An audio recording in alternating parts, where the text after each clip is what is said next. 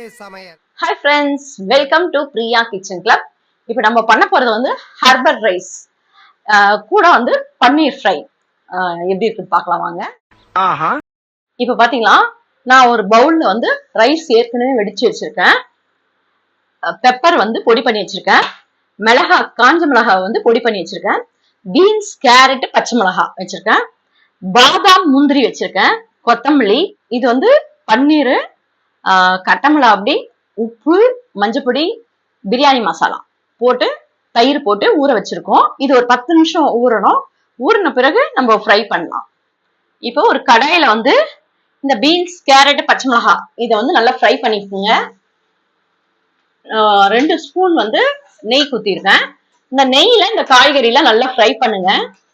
இந்த பக்கம் நான் கடாய் வச்சிருக்கேன். இந்த கடாயில வந்து இந்த பன்னீர் நம்ம மசாலா போட்டிருக்கோம் இல்லையா, அத வந்து நம்ம ஃப்ரை பண்ணிக்கலாம். மாசத்துக்கு அப்புறம் நல்ல மீன் குழம்பு எப்படியாவது பிக்கப் பண்ணிட வேண்டியதான். இப்போ இதுல வந்து 1/2 ஸ்பூன் நான் சால்ட் போட்டிருக்கேன். கரம் மசாலா கொஞ்சோண்டு, அதாவது 1/2 ஸ்பூனுக்கு இன்னும் கம்மியா போட்டிருக்கேன். பிரியாணி மசாலா 1/2 ஸ்பூனுக்கு கம்மியா போட்டிருக்கேன். கலருக்கு கொஞ்சம் மஞ்சப்பொடி 1/4 ஸ்பூன் போட்டிருக்கேன். கொஞ்சம் நாங்க காரம் சாப்பிடுவோம், அதனால கொஞ்சம் கட்டமிளகா அப்படி கொஞ்சோண்டு டீஸ்பூன்ல 1/4 டீஸ்பூன் போட்டுக்கலாம். என்கிட்ட பச்சை மிளகாய், மிளகு எல்லாமே போடுறோம் இல்லையா, அதனால கொஞ்சம் 1/4 டீஸ்பூன் போட்டுக்கோங்க, ரொம்ப போடாதீங்க. இந்த பன்னீரை வந்து நம்ம திருப்பிக்கலாம். ரோஸ்ட் ஆயிடுது. இப்ப பாத்தீங்களா, இப்போ இது நல்லா கொஞ்சம், அதாவது ரொம்ப வேகக்கூடாது. நம்ம ஃப்ரைட் ரைஸ்க்கு வதக்குறோம் இல்லையா, அத மாதிரி வதக்கிட்டு இந்த ரைஸை போட்டுக்குங்க. ரைஸை போட்டு நல்லா மிக்ஸ் பண்ணுங்க. இந்த பன்னீர் பாத்தீங்கன்னா 2 பக்கமும் நல்லா ஃப்ரை ஆயிடுது. நம்ம எடுத்துடலாம்.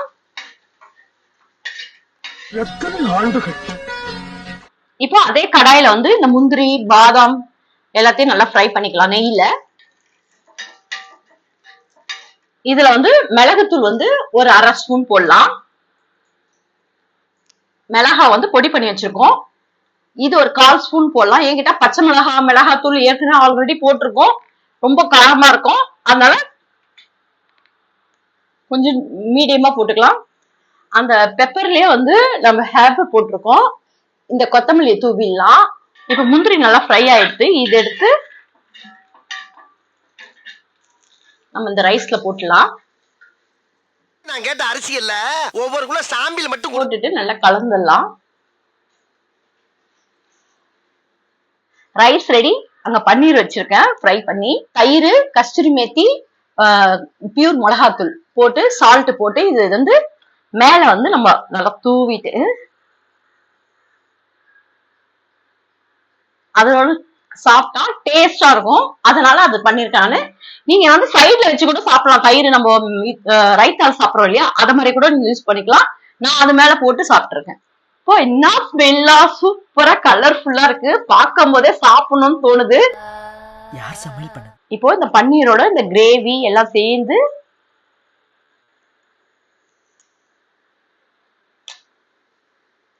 செம்மையா இருக்கு. நீங்க வந்து ஃப்ரைட் ரைஸ் எல்லாம் செஞ்சிருப்பீங்க, ஆனா வந்து இது கொஞ்சம் டிஃப்ரெண்டா இருக்கு. கண்டிப்பா செஞ்சு பாருங்க. செஞ்சு பார்த்துட்டு எப்படி இருக்குன்னு சொல்லுங்க. இப்ப பாத்தீங்கன்னா நம்ம ஃப்ரைட் ரைஸ் வந்து பாஸ்மதி ரைஸ்ல தான் பண்ணுவோம்.